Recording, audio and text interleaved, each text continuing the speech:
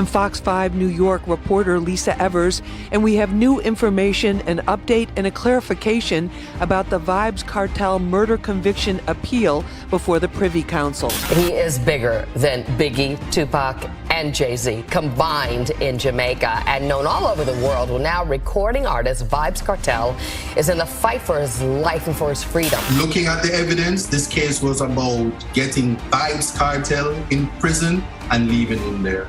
He says there's no longer any doubt key evidence was falsified, and a scientific investigation by a digital forensic expert proves it. Somebody gonna have to tell the truth, and I'm gonna tell it. What is up, my people? Welcome back to Kenny Oncho TV, and finally the Vybz Kartel Privy Council court hearing has come to an end, and the top judges and the lords have heard the prosecutor side of the story with their evidence, and also the defense side of the story with their evidence to back up.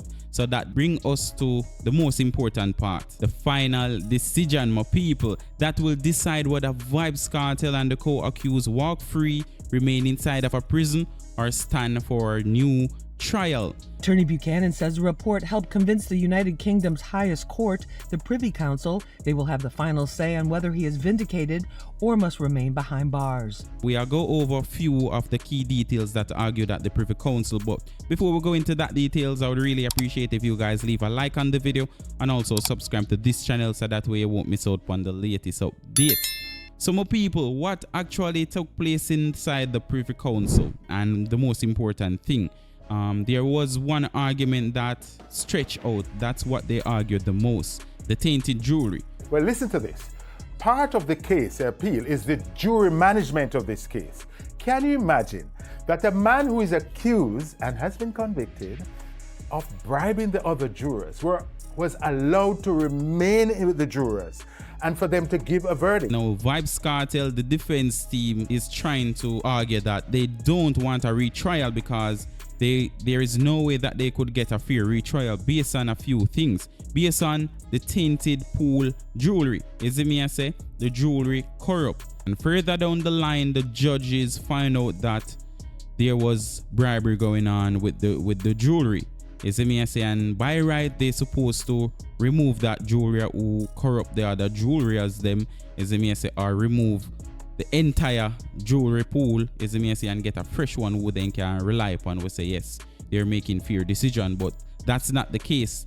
That man remain on the jewelry, is it me say, to later have a say in the final decision that was made. Now the prosecution side trying to argue and convince the lords and the top judges at the Privy Council why it's okay to move on with a dirty jewelry pool.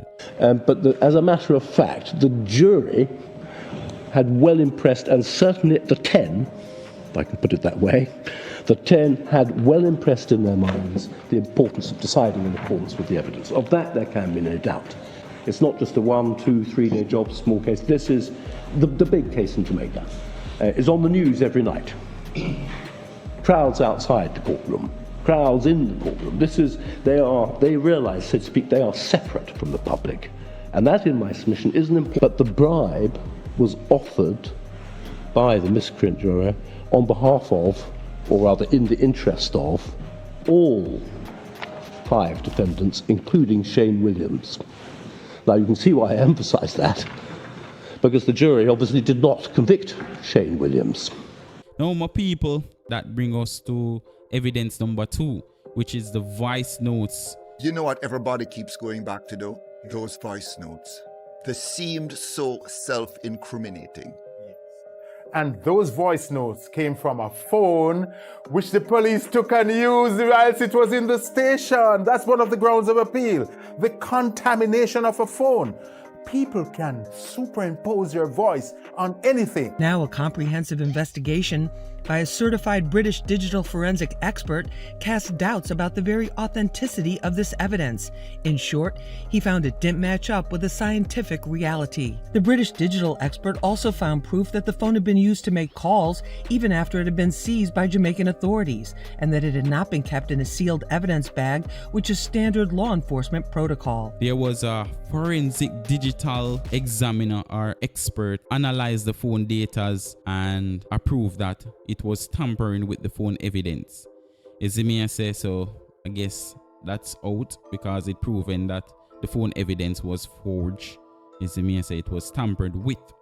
My people. So what do you all guys think what will happen to Vybz Kartel based on the hearing? If you haven't checked out the videos as yet, we have a few live streaming which will cover the hearing, so you guys can definitely check that out. You see me, I say.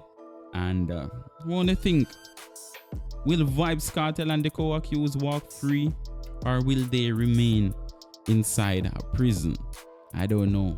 That's the big thing. That's we all waiting on. The final decision from the lords, the top judges. My people, thank you for watching this video, and please do remember to leave a like on the video and also subscribe to this channel so that way you don't miss out on the latest updates.